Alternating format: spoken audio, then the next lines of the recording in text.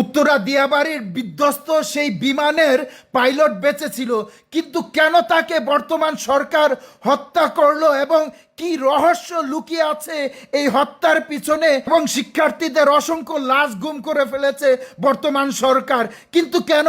যে হসপিটালের টিম উদ্ধার কাজে নিয়োজিত ছিল সেই ডাক্তারের মুখেই শুনে আসি কি ঘটেছিল সেদিন।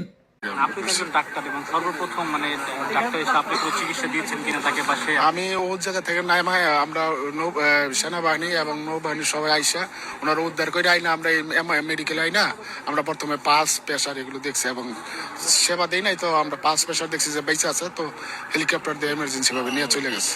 সে কিছু বলার চেষ্টা করে না, উনি অজ্ঞান ছিল, উনি কথা বলতে পারেন না, অজ্ঞান ছিল। আপনি কিভাবে জানতে পারলেন যে এখানে পাইলট? উনি আমাদের এক টিচার বলো যে উনি টিচার ছিল ওখানে ওই রুমে, তো টিচার ভয়ে বলতেছি যে সে কি কোনো দরজা জানালা ভেঙে পড়ছে কিনা, ওইটা বর্ণনা। ওটা ছাদ ভাঙ্গে নিচে পড়ছে, গাছের মধ্যে প্যারাসুট ঝুলে রয়েছে, ছাদরা আছে না আমাদের টিন সেট ছাড়তো, ছাদ ভাঙ্গে নিচে পড়ছে।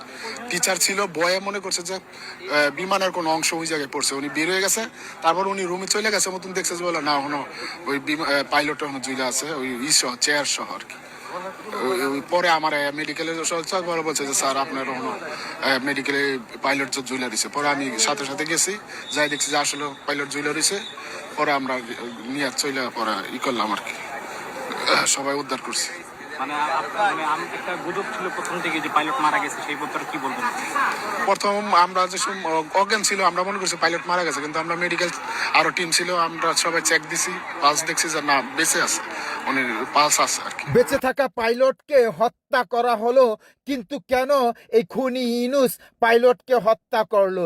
যদি এই পাইলট বেঁচে থাকতো তাহলে এই শিক্ষার্থীদের উপরে যে আক্রমণের হয়তোবা রহস্য ফাঁস হয়ে যেত, তাই পাইলটকে হত্যা করা হলো। যতদিন এই পাপিষ্ট খুনি ইউনূস বাংলাদেশের ক্ষমতার চেয়ারে বসে থাকবে ততদিনই এই বাংলাদেশের সকল উন্নয়ন ধ্বংস হয়ে যাবে। কারণ এই ইউনূস হচ্ছে পাকিস্তানি দালাল।